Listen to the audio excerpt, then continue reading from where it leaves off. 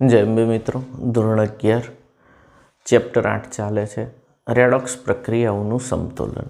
હવે જણાવી દઉં તમને, રેડોક્સ પ્રક્રિયાઓનું સમતુલન 101% પૂછાતો પ્રશ્ન. કોઈ પણ રેડોક્સ તમને આપી હશે એને તમારે સમતુલિત કરવી પડશે. તો સમતુલિત કરવાનો પ્રશ્ન 4 માર્ક અથવા 3 માર્કમાં પૂછાય જ. એટલે આ ચેપ્ટરનો મેજર ક્વેશ્ચન, મોટો ક્વેશ્ચન હવે આપણે કરીએ છીએ. સ્ટેપ યાદ રાખવાના છે અને જોરદાર પ્રેક્ટિસ કરવાની છે. શરૂ કરું છું. રેડોક્સ પ્રક્રિયાઓનું સમતુલન, ટોપિક 8.3.2. પ્રક્રિયા આપી છે કોયડો 8.8. કેવી રીતે સમતુલિત કરીશું હું સાથે સાથે સમજાવતો જઈશ. પોટેશિયમ ડાઇક્રોમેટને કૌંસમાં 6 લખ્યો છે એટલે સીઆરની ઓક્સિડેશન અવસ્થા 6 છે. K2Cr2O7 પોટેશિયમ ડાઇક્રોમેટ ની સોડિયમ સલ્ફાઇડ Na2SO3 સાથે પ્રક્રિયા કરી છે. એસિડિક માધ્યમમાં થતી પ્રક્રિયા એટલે એરા પર લખાય એસિડિક માધ્યમ એટલે H+. આ એડિશનમાં ના હોય પણ એસિડિક માધ્યમ બતાવે. pH <7 માધ્યમ આપ્યું છે. ક્રોમિયમ 3 આયન એટલે મિત્રો Cr+3 પ્લસ સલ્ફેટ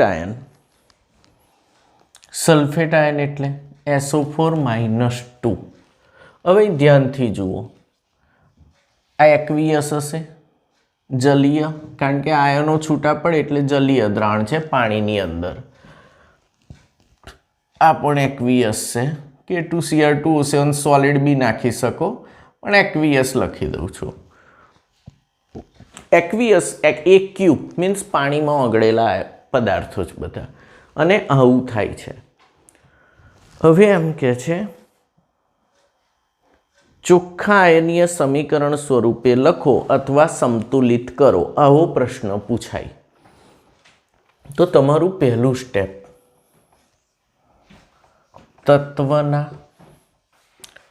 પરમાણુઓનો ઓક્સિડેશન આંક લખો. પહેલું સ્ટેપ બોલો, શું કરશો? તત્વના પરમાણુઓનો ઓક્સિડેશન આંક લખો. ચલો, આમાં કેનો ઓક્સિડેશન આંક તો તમે જાણો, +1 ફિક્સ જ છે. Na +1 ફિક્સ જ છે. નીપજ બાજુ એ બે દેખાતા નથી એટલે એનો ઓક્સિડેશન આંક બદલાતો નથી એટલે એને આપણે કાઢી નાખવાના. તો હવે Cr2O7 નો વીજભાર કેટલો થશે એ નક્કી કરો. Cr2O7 જો આ Kનો +1 હોય ને 2 Kનો +2 થાય તો આનો કેટલો થાય? -2 પ્લસ Na2, આને તમે કાઢી નાખ્યા તો SO3 પર કેટલો વીજભાર રહેશે? -2 gives Cr+3 પ્લસ SO4-2. બધે એક્વિયસ લખવાની જરૂર નથી, લખો તોય ચાલે. તો it means this A aqueous, આ એક્વિયસ, આ એક્વિયસ ને આ એક્વિયસ. હવે ઓક્સિડેશન આંક નક્કી કરવાના છે. તત્વના પરમાણુઓનો ઓક્સિડેશન આંક લખો. પહેલું સ્ટેપ છે તમારું. ચલો, ઓક્સિજનનો તમે જાણો છો -2. આનો હું x ધારી લઉં તો શું લખાય? 2x - 14 = -2. 2x બરાબર 12, x બરાબર +6. તો અહીં ક્રોમિયમનો ઓક્સિડેશન આંક +6 છે. ઓક્સિજનનો આનો હું x કહી દઉં તો x - 3 દુના 6 = -2. x બરાબર,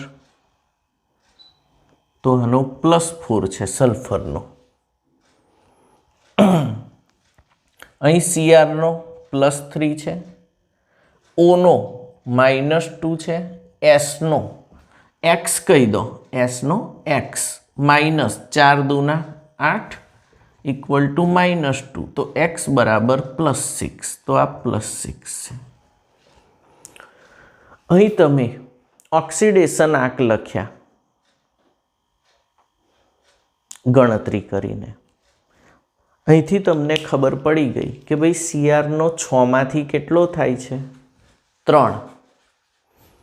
એનો મતલબ કે આ શું બની જાય? આનો ઓક્સિડેશન આંક ઘટે છે એટલે આનું રિડક્શન થાય છે, એટલે આ શું બની જાય? ઓક્સિડેશન કરતા। અહીંયા +4 માંથી સલ્ફરનો +6 થાય છે, વધે છે। જો વધે તો એને ઓક્સિડેશન કહેવાય, જેનું ઓક્સિડેશન થાય એ શું કહેવાય? તમારું રિડક્શન કરતા। તો અહીં બધી પ્રક્રિયા તમે બરાબર સમજ્યા પહેલા સ્ટેપમાં। હવે આવશે બીજું સ્ટેપ।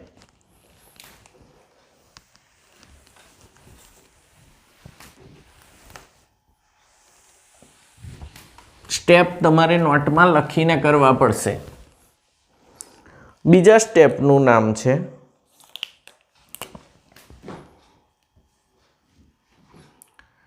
જેમના ઓક્સિડેશન આંક બદલાયા હોય તેમનું સમતોલન કરી કુલ ઓક્સિડેશન આંક લખો। બીજા સ્ટેપનું નામ મોઢે કરવાનું। શું કહે છે? જેમના ઓક્સિડેશન આંક બદલાયા હોય તેમનું સમતોલન કરીને કુલ ઓક્સિડેશન આંક લખો। હવે આ ગણતરી કરી નાખું છું।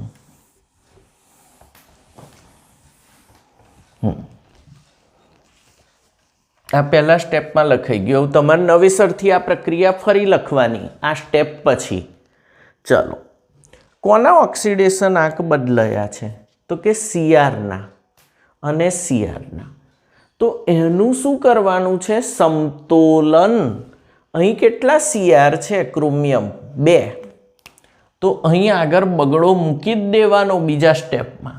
તો આ 2, તો આ 2। ઓકે, કુલ ઓક્સિડેશન આંક લખો। એક ક્રોમિયમનો 6 હતો તો 2 ક્રોમિયમનો કેટલો થશે? તો હવે આ અહીં આવશે 12। અહીં એક ક્રોમિયમનો +3 હતો તો 2 ક્રોમિયમનો કેટલો થશે? 6।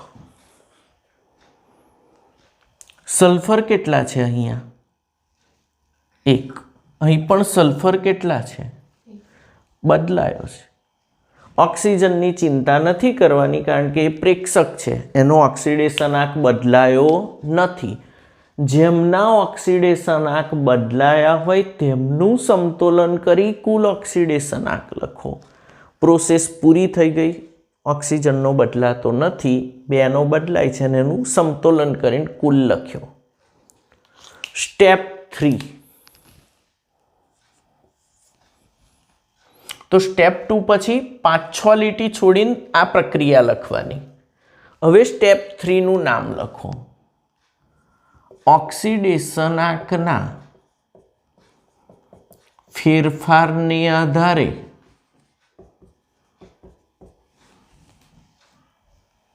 ઓક્સિડેશન તેમજ રિડક્શન પ્રક્રિયા નક્કી કરો। ચલો, ત્રીજા સ્ટેપનું નામ બોલો તો। ઓક્સિડેશન આંકના ફેરફારને આધારે ઓક્સિડેશન તેમજ રિડક્શન પ્રક્રિયા નક્કી કરો। તો અહીં આગળ આ જ પ્રક્રિયા લખી રાખવાની તમારે। પહેલાં એકવાર લખી, પહેલા સ્ટેપ પછી એમાં ઓક્સિડેશન આંક ગણ્યા હતા। હવે બીજા સ્ટેપ પછી જગ્યા છોડી દેવાની 5-6 લીટી, પછી આ લખવાની। હવે જોજો, આ 12માંથી આ રીતે એરો દોરવાનો। અહીંથી અહીં તીર અહીં પૂરું થાય, અહીંથી શરૂ થઈને તીર આ બાજુ, ઓક્સિડેશન આંકમાં 6નો ઘટાડો, 12માંથી 6 એટલે કેટલાનો ઘટાડો? 6નો.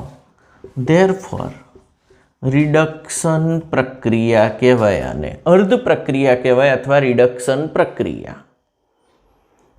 તો અહીંથી આ બન્યું. ઓકે, હું અર્ધ પ્રક્રિયા લખું છું, રિડક્શન અર્ધ પ્રક્રિયા, કારણ કે આખી પ્રક્રિયા તો રેડોક્સ છે. તો અહીં રિડક્શન નક્કી કરી તમે. અહીં ઉપર લખવાની બીજી પ્રક્રિયાને. +4માંથી કેટલા થાય છે? +6. સલ્ફર એટલે સલ્ફરથી જ સલ્ફર લખવાનું. ઓક્સિડેશન આંકમાં 2નો વધારો. ધેરફોર ઓક્સિડેશન અર્ધ પ્રક્રિયા. આટલું ફિક્સ કર્યું તમે. હવે ચોથા સ્ટેપ લખવાનું.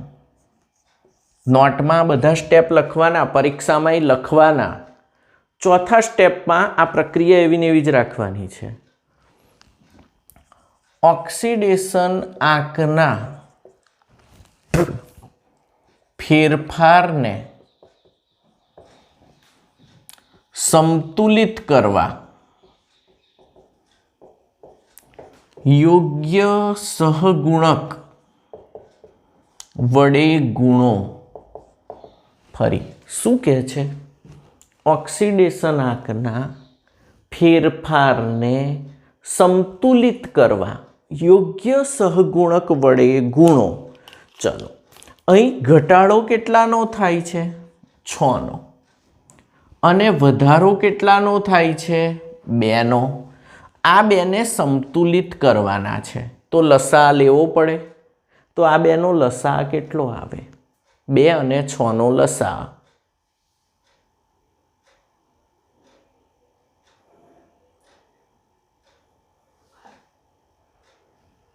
6 આવે. 2 અને 6નો લસા કેટલો આવે? 6 આવે. તો 2ને કેટલા વડે ગુણશો 6 લાવવા? અને 6ને કેટલા વડે ગુણશો? 1. તો આ 6 ગુણ્યા 1 એટલે 6, 2 ગુણ્યા 3 એટલે પણ 6. આ ઓક્સિડેશન ને રિડક્શનમાં જે વધારો ઘટાડો થાય છે, ઓક્સિડેશન આંકનો ફેરફાર, એને સમતુલિત કર્યો તમે. હવે આ સમતુલિત કરીને 4 સ્ટેપ પૂરા થઈ ગયા. આટલે સુધી 4 સ્ટેપ પૂરા થઈ ગયા. હવે આટલું ધ્યાનથી લખી લેજો નોટમાં. હવે હું ઉપરનું કાઢી નાખું છું. 4 સ્ટેપ પૂરા થયા તમારા.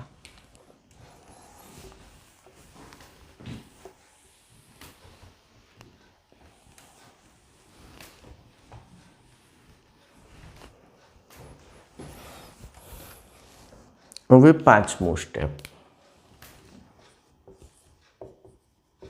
વીજભાર અને માધ્યમને આધારે પ્રેક્ષક પરમાણુ સંતુલન. ફરી વીજભાર ને માધ્યમને આધારે પ્રેક્ષક પરમાણુ સંતુલન. તો પહેલાં તો આપણે રિએક્શનને ગોઠવી દઈશું. જો આને કેટલા વડે ગુણવાના છે? 1 વડે, એટલે આવાના આવા જ રહેશે. અને આને પણ કેટલા વડે ગુણવાના છે? આ એરોથી જે બે જોડાયેલા છે એને 1 વડે ગુણવાના છે. 1 વડે ગુણો તો એવું ને એવું જ રહેશે. એટલે આ હું કાઢી નાખું છું. હવે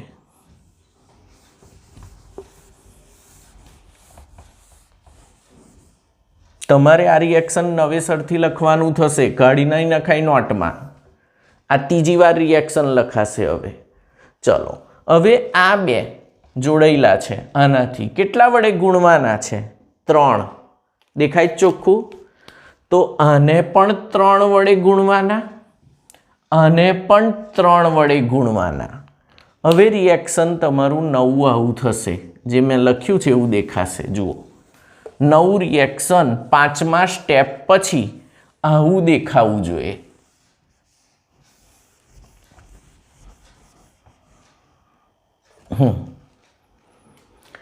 નવું રિએક્શન પાંચમું સ્ટેપ પત્યા પછી આવું દેખાવું જોઈએ. વીજભારને માધ્યમને આધારે પ્રેક્ષક પરમાણુ સંતુલન. હવે અહીં નોંધ લખું છે એ યાદ રાખવાની. નોંધ. પહેલો વીજભાર સંતુલિત કરો. વીજભાર સંતુલિત કરવા એસિડિક માધ્યમમાં H+ ઉમેરો, બેઝિક માધ્યમમાં OH- ઉમેરો અને સેકન્ડ સ્ટેપ ઓને સંતુલિત કરવા H2O ઉમેરો. ફરી આ ખાસ યાદ રાખવાનું આ સ્ટેપ માટે. વીજભારને સંતુલિત કરવા એસિડિક માધ્યમમાં H+ ઉમેરો, બેઝિક માધ્યમમાં OH- ઉમેરો, ઓને સંતુલિત કરવા H2O ઉમેરો. ચલો અહીં એસિડિક માધ્યમ છે, અહીં હું લખી દઉં છું એસિડિક માધ્યમ. આવું આપેલું છે આપણને શરૂઆતમાં. વીજભારની ગણતરી આનો કેટલો છે? -2. આ 3 દુના -6, આ 3 દુના +6, આ 3 દુના -6. તો નિપજ બાજુ વીજભાર 0 થાય છે. પ્રક્રિયક બાજુ વીજભાર કેટલો થાય છે? -8. હવે તમારે વીજભાર સંતુલિત કરવા શું ઉમેરવાનું છે એસિડિક માધ્યમમાં? H+. તમે H+ કઈ બાજુ ઉમેરશો તો આ બંને સરખા થશે. તમે આ બાજુ ઉમેરો તો આ બાજુ પ્લસ થવા માંડે, એટલે તમારે આ બાજુ જ ઉમેરવા પડશે. તો અહીં હું +8 છે તો 8H+ ઉમેરું છું. આ 8H+ ઉમેર્યા એટલે અહીં +8 આવી ગયા. તો આનો વીજભાર કેટલો થઈ ગયો? તો આનોય 0 થઈ ગયો, આનોય 0 થઈ ગયો. વીજભાર બેલેન્સ કરી દીધો તમે. પહેલું સ્ટેપ પૂરું થયું. હવે હું આ કાઢી નાખું છું. હવે બીજા સ્ટેપ બાજુ નજર કરો. ઓને સંતુલિત કરવા H2O ઉમેરો. તો ઓક્સિજનની ગણતરી આ બાજુ કેટલા? 7 + 3 3 9. આ બાજુ કેટલા? 4 3 12. 9 ને 7, આ બાજુ 16 છે, આ બાજુ 12 છે. કઈ બાજુ ઓક્સિજન ખૂટે છે? નિપજ બાજુ. કેટલા ખૂટે છે? 4. તો તમારે અહીં +4H2O કરી દેવું પડે. તો 12 + 4 16 થઈ ગયા બંને બાજુ. આ ગણતરી તમારા મનમાં ચાલવી જોઈએ. આ કાઢી નાખ્યું મેં, સાઈડમાં લખવાનું. બંને બાજુ 16 કરી દીધા. ફરી ઓક્સિજનની ગણતરી. તો આ બાજુ 7 ને 9 16 હતા, આ બાજુ 12 હતા. તો કેટલા H2O ઉમેરીશ? 4 H2O. ઓકે, આને કહેવાય સમતુલિત રેડોક્સ. આ તમારો આન્સર છે 4 માર્કનો. ચકાસણી કરી લો. સ્ટેપ 6. પ્રક્રિયક બાજુ, નિપજ બાજુ. ચાલો, H કેટલા છે પ્રક્રિયક બાજુ, નિપજ બાજુ? દેખાય ચોખ્ખા? 4 દુના 8. Cr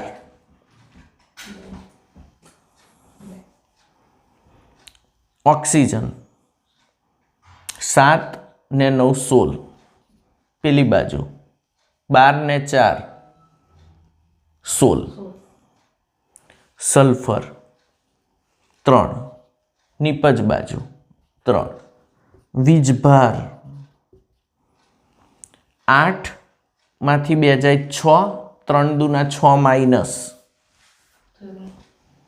3 દુના 6 + ને 3 દુના 6 - સમીકરણ સંતુલિત છે. આ એની ચકાસણી થઈ. પહેલાં તમે દાખલા ગણીને તાળો મેળવતા હતા ને, એવો આ તાળો મેળવાઈ ગયો.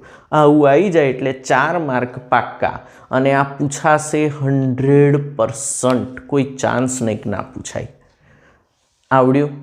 તો તમને 5 સ્ટેપ ભણાયા. હજુ બીજી એક રેડોક્સ સોલ્વ કરું છું. કેટલી વાર રેડોક્સ લખવાનું થાય? 3 વાર. પહેલા સ્ટેપ પછી બીજું, ત્રીજું, ચોથું સ્ટેપ એક જ પ્રક્રિયામાં સોલ્વ કરવાના. જગ્યા છોડ દેવાની, બીજું સ્ટેપ લખીને 6 લીટી છોડવાની, પ્રક્રિયા લખવાની. પછી બીજું પતે, પછી ત્રીજું લખીને ત્રીજું કરવાનું, ચોથું લખીને ચોથું એમ જ કરવાનું. પછી પાંચમું સ્ટેપ લખ્યા પછી નવી પ્રક્રિયા લખવાની અને પછી આ નિયમોને આધારે સોલ્વ કરવાનું. અને 5 વખત વિડીયો જોઈને આની આ પ્રક્રિયા 5 વખત સોલ્વ કરજો, પછી જ બીજી અડજો. બીજી પ્રક્રિયા હું કરાવું છું. કોયડો 8.9.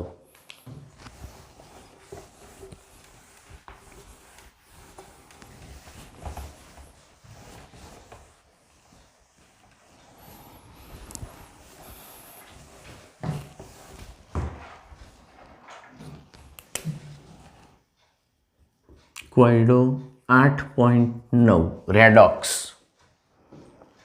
Permanganate ion. પરમેંગેનેટ આયન એટલે MnO4-. બ્રોમાઇડ આયન સાથે બ્રોમાઇડ આયન એટલે Br-. અને જ્યારે આયન આપે તો આ બધા જલીય માધ્યમ જ છે મિત્રો, એટલે ચિંતા કરવાની નહીં, પાણીની અંદર જ છે. બેઝિક માધ્યમમાં પ્રક્રિયા કરે છે. બેઝિક એટલે અહીં હું બેઝિક માધ્યમ લખું છું, બીજું કંઈ લખતો નહીં, પણ એ લોકો OH- આપે તોય બેઝિક સમજવાનું તમારે. અને pH > 7 એવું પણ આપી શકે. અહીં આવું પણ લખે, માધ્યમ ના લખ્યું હોય તો ખબર પડે કે બેઝિક છે. મેંગેનીઝ ડાયોક્સાઇડ ને બ્રોમેટ આયન બનાવે છે. મેંગેનીઝ ડાયોક્સાઇડ એટલે MnO2 અને બ્રોમેટ આયન એટલે BrO3-. તો તમને આ ખબર પડવી જોઈએ કે આ મેંગેનેટ છે, આ બ્રોમાઇડ આયન છે, આ મેંગેનીઝ ડાયોક્સાઇડ કહેવાય અને આ કહેવાય બ્રોમેટ આયન. તમને આ પરફેક્ટલી પ્રક્રિયા આ રીતે લખતા આવડવી જોઈએ. શબ્દોમાંથી આ લોકો શબ્દોમાં રકમ આપશે તમને પરીક્ષામાં, તો આ આવડવી જોઈએ પહેલું.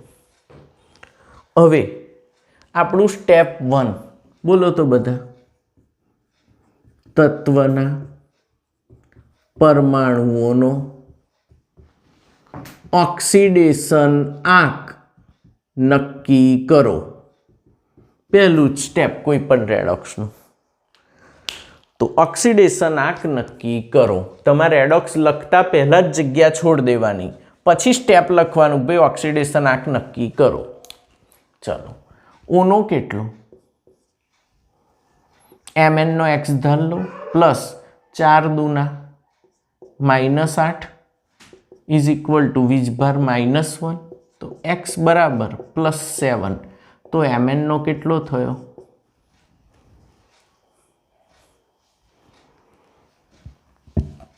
બોલો. -1 ચોખ્ખો જ છે. ઓનો -2 તો -2 ગુણ્યા 2 એટલે ઉપર 0 જ છે. -2 x -3 દુના 6 બરાબર -1 x બરાબર. તો બ્રોમિનનો +5. હવે તમે જુઓ Mn +7 માંથી +4 થયું, તો આ ઘટ્યો છે. ઘટ્યો છે મીન્સ આ શું બની ગયો? તમારો રિડક્શન થયું એટલે આ બને ઓક્સિડેશન કરતા, આ ઓક્સિડેશન કરતા, આ -1 માંથી +5 ઓક્સિડેશન થયું એટલે આ બને રિડક્શન કરતા. તો સ્ટેપ 1 આખું સમજાઈ ગયું તમને. હવે સ્ટેપ 2, 3 ને 4 ભેગા જ સોલ્વ કરવાના. મેં સમજાવ્યું હતું. ચલો આ ગણતરી જોઈ લો આખી. હું નીચેથી થોડી જગ્યા કરું છું.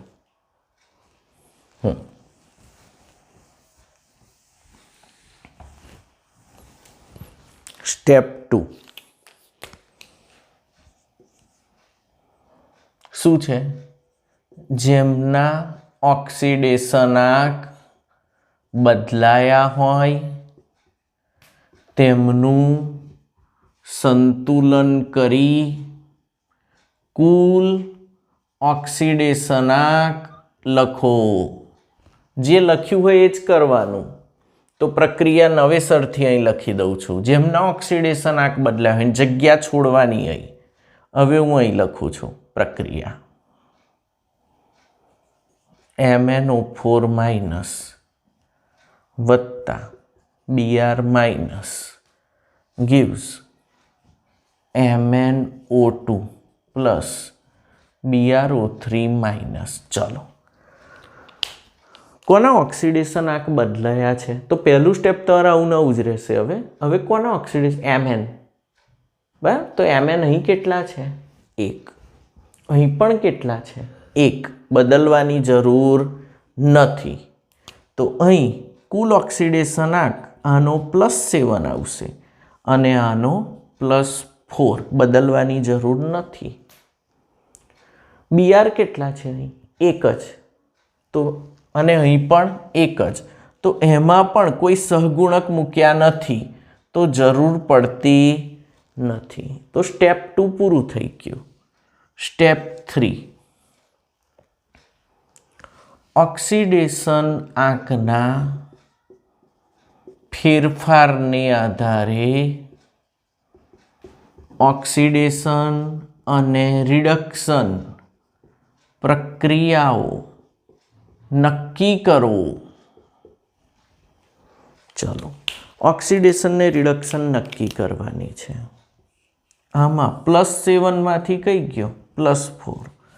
ઓક્સિડેશન આંકમાં 3નો ઘટાડો, ધેરફોર રિડક્શન અર્ધ પ્રક્રિયા છે. 7 માંથી 4. અહીં ઓક્સિડેશન આંકમાં 6નો વધારો, ધેરફોર ઓક્સિડેશન અર્ધ પ્રક્રિયા. તો તમારું સ્ટેપ થઈ ગયું, નક્કી કરી દીધું તમે. 4, ઓક્સિડેશન આંકના ફેરફારને સમતોલિત કરવા યોગ્ય સહગુણક વડે ગુણો. 3 અને 6નો લસા કેટલો આવે? 6. તો અહીં 3ને કેટલા વડે ગુણશો? 2. અહીં 6ને કેટલા વડે ગુણશો? 1. મીન્સ આ જે 2 છે, આ 2ને કેટલા વડે ગુણવાના? 1. અને આ જે 2 આની જોડ જોડાયેલા છે એ 2 વડે ગુણાશે. આટલો ખ્યાલ આવ્યો? અહીં તમારા 4 સ્ટેપ પૂરા થઈ ગયા. તો તમારા લખાણ પરીક્ષામાં આ રીતનું જ આવશે. ઓક્સિડેશન આંક, રિએક્શન, પછી બીજું, ત્રીજું, ચોથું સ્ટેપ એક સાથે જ આવે. એટલે પહેલું આ લખીને પછી નીચે લખી દેવાની, પછી આ સ્ટેપ લખીને કરવાનું, આ સ્ટેપ લખીને આમાં જ કરવાનું. હવે 5મા સ્ટેપ પછી નવી પ્રક્રિયા આવશે. તો હવે હું આ કાઢી નાખું બધું. ઓકે, ચાલો.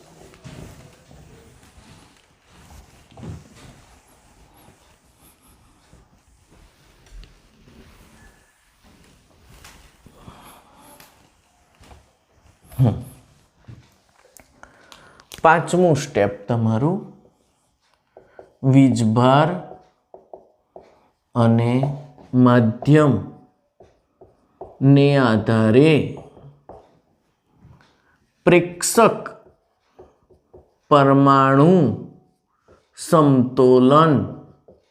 જે કંઈ પ્રેક્ષક હોય, અહીં ઓક્સિજન પ્રેક્ષક છે તો એનું સમતોલન કરવું પડશે. હાઇડ્રોજન પ્રેક્ષક હોય એનું સમતોલન કરવું પડે. તો આ લખ્યા પછી આ એવી ને એવી જ રહેશે ઉપર, પણ હવે નવેસરથી રિએક્શન લખવાનું. બોલો રિએક્શન. આને કેટલા વડે ગુણવાના છે? ભૂલવાનું નહીં, 2. 2 MnO4 માઇનસ, કેમ 2 વડે ગુણ્યા? અહીં ગુણક મૂક્યો છે, વત્તા Br માઇનસ, અને એક જ વડે ગુણવાના છે, gives MnO2 પણ 2 વડે ગુણાશે 2MnO2 પ્લસ BrO3 માઇનસ વીજભાર ના જતો રહે, હા, 1 વડે ગુણવાના છે. તો અહીં જે કહ્યું ગુણક, તો આ ગુણક હવે આ સ્ટેપમાં લખાઈ ગયા. હવે તમને યાદ જ છે પહેલાં શું સંતુલિત કરવાનું? વીજભાર. હવે માધ્યમની જરૂર આ જ સ્ટેપમાં પડે, આગળ પડતી નથી, બેઝિક માધ્યમ છે. તો વીજભાર સંતુલિત કરવા આ વખતે શું વાપરશો? OH minus. વીજભાર સંતુલિત કરવા એસિડિક માધ્યમ હોય ત્યાં જ પ્લસ ઉમેરવાનો, અને બેઝિક માધ્યમ હોય તો OH માઇનસ ઉમેરવાનો. બેઝિક માધ્યમ છે તો OH માઇનસ ઉમેરીશું. પહેલાં વીજભાર ગણીએ.